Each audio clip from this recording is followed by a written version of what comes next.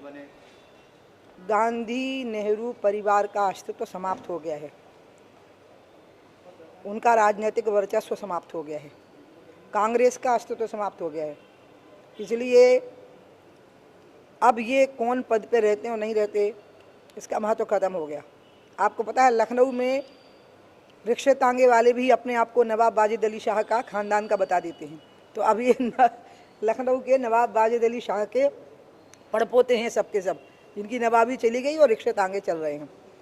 दूसरा मुझे ये कहना है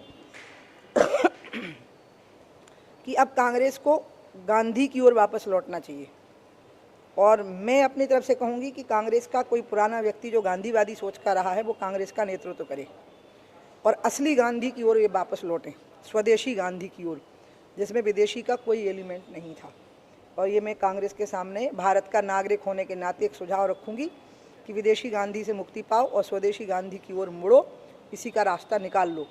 बाकी नेहरू गांधी खानदान का अस्तित्व तो समाप्त हो गया है। लेकिन जब भी कांग्रेस सिर्फ गांधी परिवार पे ही रुक जाती है, राहुल गांधी यही मैं चाहती हूँ कि हमारा देश परिवारवाद की राजनीति से मुक्त हो, और अगर परिवारवाद की राजनीति से मुक्त करना है तो इसकी शुरुआत चूँकि उनके यहाँ से हुई थी, इसलिए सोनिया जी को मैं बहुत मानती हूँ और उस आदर के भाव से ही मैं उनको बात कहूँगी। एक बात मुझे और कहनी है जो आपने नहीं पूछी, वो बहुत ज़रूरी है, मैं सोच रही थी कि मैं ट्वीट करूँ। कमला हैरिस अमेरिकन है, कहीं से भी वो भारतीय नहीं है, क्योंकि वो भारत के मूल नस्ल की हैं, अन्यथा वो अमेरिका की पैदा हुई महिला हैं। उनकी पूरी निष्ठा अमेरिका के साथ है। भारतीयों को अगर गर्व करना है तो भारत के बहुत लोग हैं जो भारतीय रहते हुए दुनिया में जाकर के नाम कमा लिए हैं।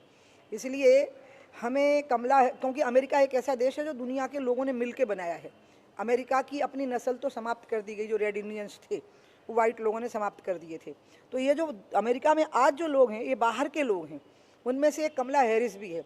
मैं चाहूँगी भारत के लोग अमेरिका की कमला हैरिस उपराष्ट्रपति पद की उम्मीदवार है उस पर गर्व करने की जगह भारत की उन महिलाओं पर गर्व करें जिनने भारत की राजनीति में और दुनिया में अपने स्थान बनाए, नाम कमाए। इंदिरा गांधी हैं, सुषमा स्वराज जी थीं, और भी बहुत सारे लोग हैं, बहुत सारी महिलाएं, उन पर ज़्यादा गर्व करें।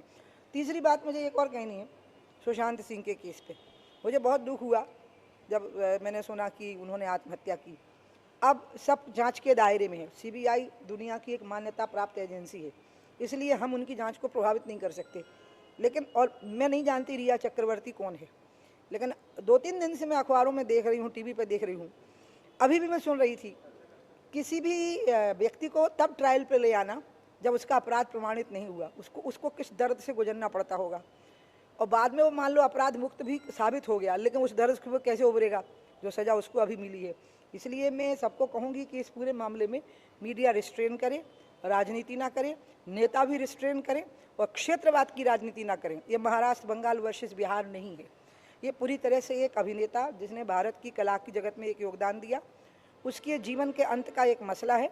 उस मसले में एक महिला भी जुड़ी हुई है, उस महिला की इज्जत को अभी हमें ट्रायल पे नहीं डालना चाहिए तब तक जब तक कि वो अपराधी प्रमाणित ना हो जाए। मैं इतना जरूर कहना चाहती थी। जो बात आप कह रही हैं ऐसी ही बात मतलब कई नेताओं ने, कई बुद्धिजीवी लोगों ने भी कही है और यही कहा है कि बिहार में चुनाव है, इस वजह से इस तरीके की चीज़ें जोड़ी जा रही हैं बिहार पुलिस। अब देखिए बंगाल में भी चुनाव है, तो ऐसा हम नहीं कह सकते हैं कि बीजेपी के लोग ऐसा इसलिए कह रहे होंगे क्योंकि फिर चक्रवर्ती बंगाल की हैं। मैं तो कुछ और कह रही हूँ कि किसी को आप ट्रायल पर इतना हद तक डाल दें और बाद में पता लगे वो बेकसूर है, तो वो जो उस दौर से गुजरा उसकी वापसी कैसे होगी उसकी ज़िंदगी में।